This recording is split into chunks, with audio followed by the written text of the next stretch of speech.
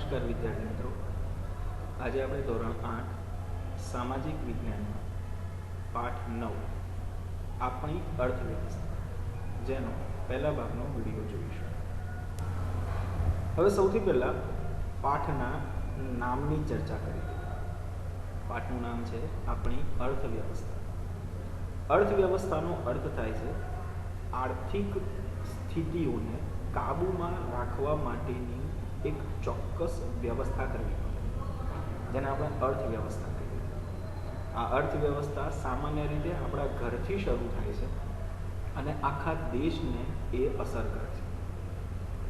એક સામાન્ય તમે જો કેટલીક વાર ન્યૂઝપેપરમાં અથવા તો ન્યૂઝ ચેનલમાં જે સમાચારમાં આવતા હોય છે, એમાં આપણે કેટલીક વાર સાંભળીએ છીએ કે દૂધના ભાવમાં 2 રૂપિયાનો વધારો થયો. એની સામે કેટલા બધા વિરોધો, કેટલા બધા આંદોલનો, હડતાલો અને બંધના એલાનો સુધીની સ્થિતિઓ સર્જાતી હોય છે. મનમાં ક્યારેક એવું થાય કે ખાલી 2 રૂપિયા માટે આટલું બધું, પણ એ 2 રૂપિયા એ એક નાના ઘરથી માંડીને એક મોટા ઘર સુધીના લોકોને કેટલી અસર કરે છે, એના વિશે આપણે આજે આ પાઠમાં શીખવાનું છે. અહીંયા તમને આજે ચિત્ર આપેલું છે, એ ચિત્ર સંપૂર્ણપણે એક રૂપિયાની યાત્રા સ્વરૂપે સમજી શકાય એવું છે. અહીંયા તમે જોઈ શકો છો કે એક ખેડૂત છે જે બેંકમાં રૂપિયા મેળવવા માટે જાય છે. ખેડૂતની સ્થિતિ ખૂબ જ દયનીય હોય છે. આજની તારીખમાં પણ ખેડૂતની સ્થિતિ એવી જ છે. ભલે એવું કહેવામાં આવતું હોય કે ભાઈ ખેડૂત એટલે જગતનો પિતા કહેવાય, પરંતુ જે અનાજ પકવે છે અને જે પાલન પોષણ કરે છે ને, એને જ છેલ્લે રડવાનો વારો આવતો હોય છે. કારણ કે એને ઘણી બધી પ્રકારના કુદરતી અને માનવ સર્જિત નુકસાનોનો ભોગ બનવાનો હોય છે. અહીંયા બીજું જે ચિત્ર છે એમાં આપણે જોઈ શકીએ છીએ કે એ વ્યક્તિ, એ ખેડૂતે બેંકમાંથી લીધેલા પૈસામાંથી અહીંયા જે બિયારણ ખરીદ્યું છે, જેનો એને પાક લેવો છે, જેનું ઉત્પાદન લેવું છે, એ બિયારણ એણે અહીંયા જમીનમાં વાવવાની શરૂઆત કરી હોય એવું આ એક ચિત્ર દેખાય છે. સમયગાળો જાય છે, એ પાકનું ઉત્પાદન મળે છે અને એ ખેડૂત એ પાકના ઉત્પાદનને વ્યવસ્થિત રીતે પેકિંગ કરી, તૈયાર કરી અને બજારમાં વેચવા માટે એ માર્કેટ યાર્ડમાં જાય છે. આ માર્કેટ યાર્ડ એક એવી જગ્યા છે કે જે તમામ પ્રકારની ખેત પેદાશોને એ ચૂકવવાની અને મેળવવાની એક ચોક્કસ જગ્યા છે, જ્યાં ખેડૂતો પોતાનું ઉત્પાદન વેચે છે અને બદલામાં એ લોકો રૂપિયા મેળવે છે. અને જે જરૂરિયાતમંદ લોકો હોય છે, જેમ કે જુદી જુદી કંપનીઓની લોકો, એ આ માર્કેટ યાર્ડમાંથી જ ખેડૂતો પાસેથી એમના ઉત્પાદનની યોગ્ય ગુણવત્તાના આધારે ચોક્કસ નક્કી રકમ ચૂકવી અને એમની પાસેથી એ ઉત્પાદન મેળવતા હોય છે. હવે ત્યાંથી આ છઠ્ઠા ચિત્ર તરફ જઈએ કે જ્યાં આપણે જોઈ શકીએ છીએ કે એ વ્યક્તિ જુદી જુદી જગ્યાએ કિંમત મેળવ્યા પછી અહીંયા ખર્ચ કરી રહ્યો છે એના રૂપિયા, અને આખરે પાછો એ બેંકમાં એ રૂપિયા જમા પણ કરાવવા જઈ શકે છે. દેખાય છે અહીંયા 7મા ચિત્રમાં કે ખર્ચ કર્યા પછી જે રૂપિયા વધ્યા એ પાછું એ ક્યાં જમા કરાવવા જશે? બેંકમાં જશે. એટલે કે રૂપિયાની શરૂઆત બેંકથી થઈ અને ફરતા ફરતા ફરી પાછો રૂપિયો ક્યાં આવી ગયો? બેંકમાં આવી ગયો. આ એક વિગત સમજાવે છે કે રૂપિયો ભલે ગમે તેટલો ફરતો હોય પરંતુ સ્થિર નથી. હવે આપણે વાત કરીએ કે આપણે પોતે, તમે તો હજુ વિદ્યાર્થી છો, પણ તમે તમારા વાલીને પૂછી શકો આ પ્રશ્ન કે પૈસો આવે છે કેવી રીતે? તમારી માટે તો આ 1 રૂપિયો જે છે ને એ બહુ નાની કિંમત છે, પરંતુ જ્યારે કમાવા જાઓ ત્યારે ખ્યાલ આવે કે એ રૂપિયો કમાતા કેટલી મુશ્કેલીઓનો સામનો કરવો પડે છે. આજે આપણે એ જ જોવાનું છે કે રૂપિયો કઈ રીતે બજારમાં ફરે છે, કઈ રીતે વસ્તુઓનું ઉત્પાદન થાય છે, કઈ રીતે ઉદ્યોગો, ધંધા, રોજગાર, વેપાર, વાણિજ્ય ચાલે છે, એની આપણે અહીંયા ચર્ચા કરવાની છે. આપણે વાત કરીએ વ્યવસાયની, ઉદ્યોગોની, ધંધા, રોજગાર, જેના મુખ્યત્વે 3 ભાગ પડે છે: પ્રાથમિક ક્ષેત્ર, દ્વિતીય ક્ષેત્ર અને સેવા ક્ષેત્ર. સૌથી પહેલા વાત કરીએ પ્રાથમિક ક્ષેત્ર. એવી ઘણી બધી કુદરતી પેદાશો આપણે જાણીએ છીએ કે જેનો આપણે સીધો જ ઉપયોગ લઈએ છીએ, જેમ કે અનાજ, ફળ, વનસ્પતિ, આ બધાને આપણે સીધું ઉપયોગમાં લઈ લઈએ છીએ. એની ઉપર કોઈ પ્રકારની પ્રક્રિયા કશું જ કરવામાં આવતું નથી. જેવું ઉત્પાદન એવો જ એનો સીધો જ વપરાશ થઈ જાય છે. હવે એ જ મુજબ જો જોઈએ તો જંગલોમાંથી મળતું લાકડું, ઔષધીય વનસ્પતિમાંથી પ્રાપ્ત થતા ઔષધો, ગુંદર, લાખ, પ્રાણીઓ કે જે આપણને દૂધ, માંસ, હાડકાં, ચામડું આપે છે. જળમાંથી જો જોઈએ તો માછલા મળે છે, એટલે કે જળચર વનસ્પતિ અથવા તો જળચર જીવો, જેનો આપણે ખોરાકમાં અને અન્ય રીતે પણ ઉપયોગ કરીએ છીએ. એવી જ રીતે જમીનની સપાટીની નીચેથી આપણે ખનિજો મેળવીએ છીએ. એટલે ટૂંકમાં એવું કહી શકાય કે વન ક્ષેત્ર, કૃષિ ક્ષેત્ર, ખાણ ક્ષેત્ર, પશુપાલન ક્ષેત્ર, મત્સ્ય ક્ષેત્ર બધા ખોરાક અને ઔદ્યોગિક ઉત્પાદન માટેનો કાચો માલ પૂરો પાડે છે. અને તેથી જ આ ક્ષેત્રને પ્રાથમિક ક્ષેત્રની પ્રવૃત્તિ તરીકે પણ ઓળખવામાં આવે છે. કોઈ પણ મોટામાં મોટી કંપની હોય કે કોઈ પણ મોટામાં મોટું કારખાનું હોય, ગમે તે ઉદ્યોગ હોય, એ ઉદ્યોગનો મુખ્ય આધાર આ પ્રાથમિક ક્ષેત્ર છે.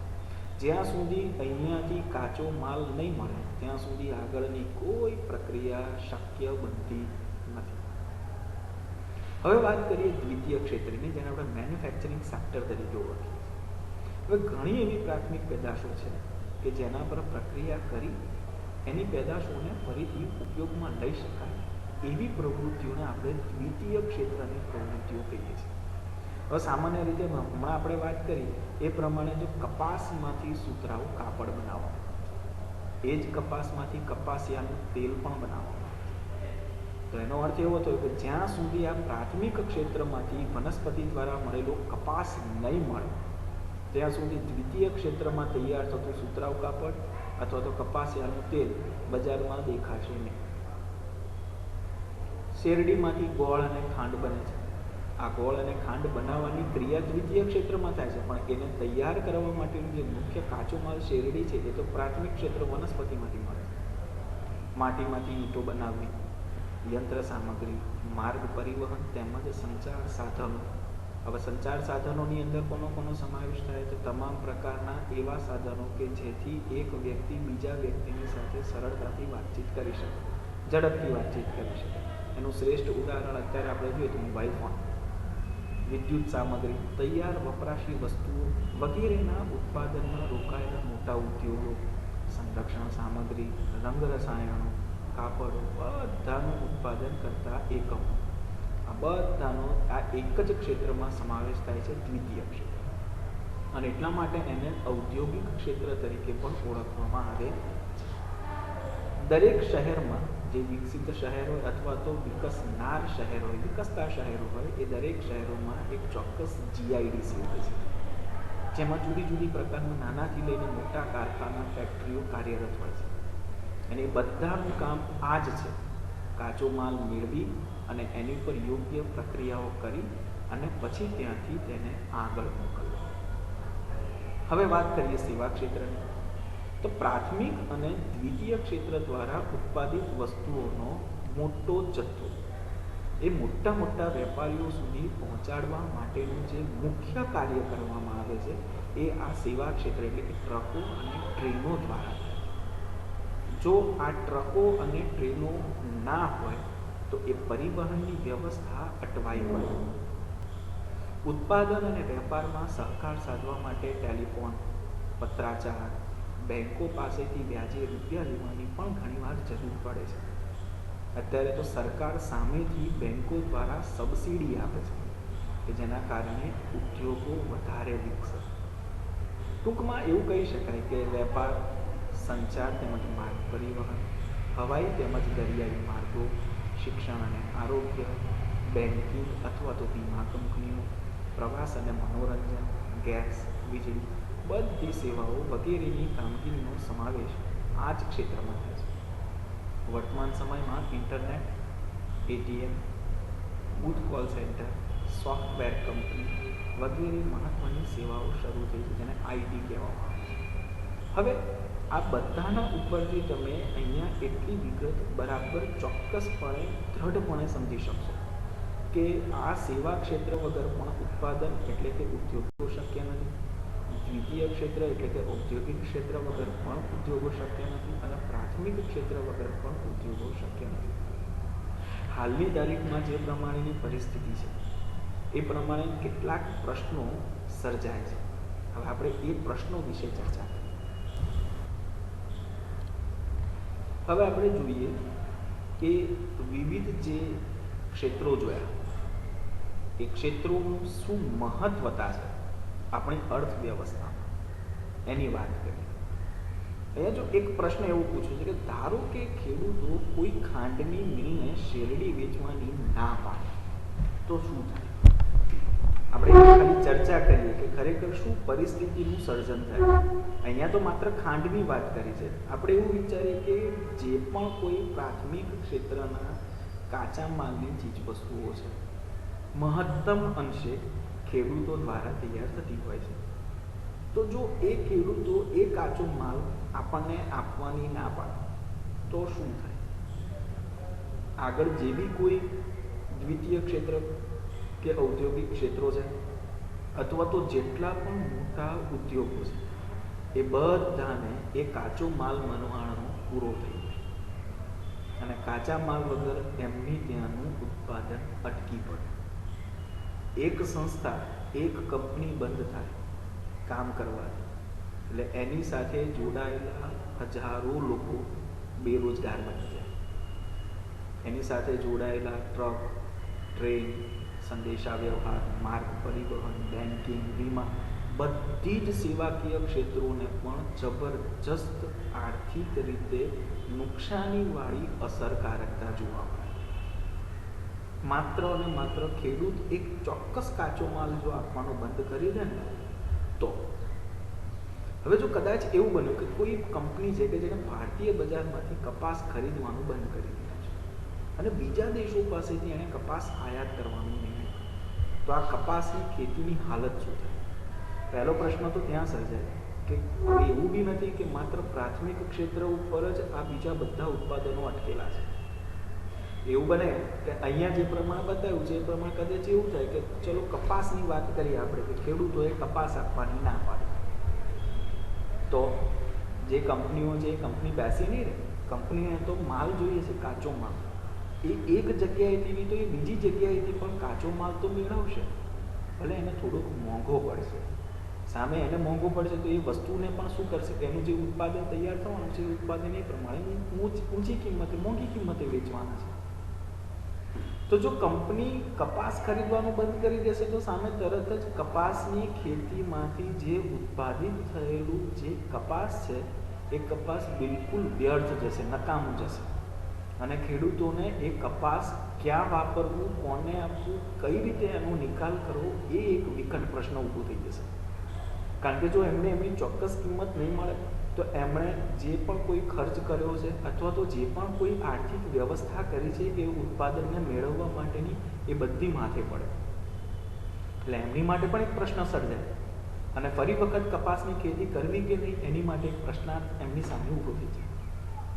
એવી જ રીતે દાખલા તરીકે ખેડૂત છે કે જે ટ્રેક્ટર, પંપસેટ, વીજળી, રાસાયણિક ખાતર, કીટનાશક દવાઓ આ બધી વસ્તુઓને ખરીદે છે. હવે જો એ રાસાયણિક ખાતર અને પંપસેટની કિંમત વધી જાય તો ફરક શું પડે? તમે જોજો, ખાલી રાસાયણિક ખાતર અને પંપસેટની કિંમત વધશે ને તો તરત જ ખેડૂત એનું પોતાનું જે ઉત્પાદન છે એ ઉત્પાદન નિયત કિંમત કરતાં થોડીક ઊંચી કિંમતે વેચશે. જે ઊંચી કિંમતે વેચશે એની અસરકારકતા તરત જ આગળ ઔદ્યોગિક ક્ષેત્રમાં જશે. એ પણ એ વસ્તુને ઊંચી કિંમતે જો ખરીદતા હશે તો એ પણ એનું ઉત્પાદન હવેની વખતે જ્યારે વેચશે એ એમના ઉત્પાદનમાં કિંમત વધારીને વેચશે. ધેટ મીન્સ ભાવ વધારાની પરિસ્થિતિ ઊભી થશે. જો પ્રાથમિક ક્ષેત્રને અનુલક્ષીને કોઈ પણ પદાર્થ, કોઈ પણ વસ્તુનું જો કિંમત વધ્યું તો તરત જ એની અસર આખા બજારમાં પડે છે અને એને જ કહેવામાં આવે છે ભાવ વધારો. ખાલી એક વસ્તુની કિંમતમાં પ્રાથમિક ક્ષેત્રના એક ઉત્પાદનમાં કાચા માલની અંદર જો ખાલી ₹1ની કિંમત વધે ને, એ અંતે જ્યારે ઉત્પાદન હાથમાં આવે ને ગ્રાહકના, ત્યાં સુધીમાં એની અંદર 10 થી 15 રૂપિયા સુધીનો વધારો થઈ શકે છે. કારણ કે એ ₹1ની અસર આપણે જેમ આગળ જોયું શરૂઆતમાં, એમ રૂપિયો જેમ યાત્રા કરે છે ને, એ જ્યાં જ્યાં ફરે છે ત્યાં ત્યાં એના વધારાની અસર ત્યાં એ કરતો જાય છે. બધી જગ્યાએ ભાવ વધારો મળશે. હવે એ ઔદ્યોગિક અથવા તો સેવા ક્ષેત્રમાં કામ કરવાવાળા લોકોને ભોજનની જરૂર હોય છે.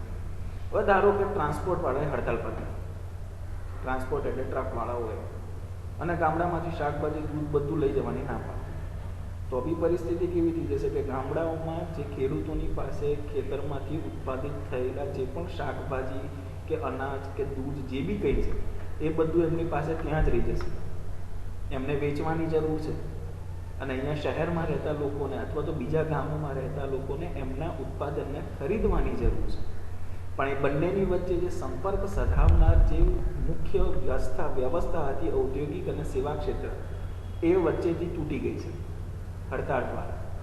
તો ઉત્પાદન જરૂરિયાતવાળા વ્યક્તિ સુધી પહોંચશે નહીં, અને એ ખેડૂતને એ ઉત્પાદનનો યોગ્ય નિકાલ એટલે કે નુકસાન થઈને કદાચ નહીં હોય ને, તો શાકભાજી ઢોરને ખવડાવવું પડશે અથવા તો ફેંકી દેવું પડશે, પણ એને એ ઉત્પાદનની કિંમત નહીં.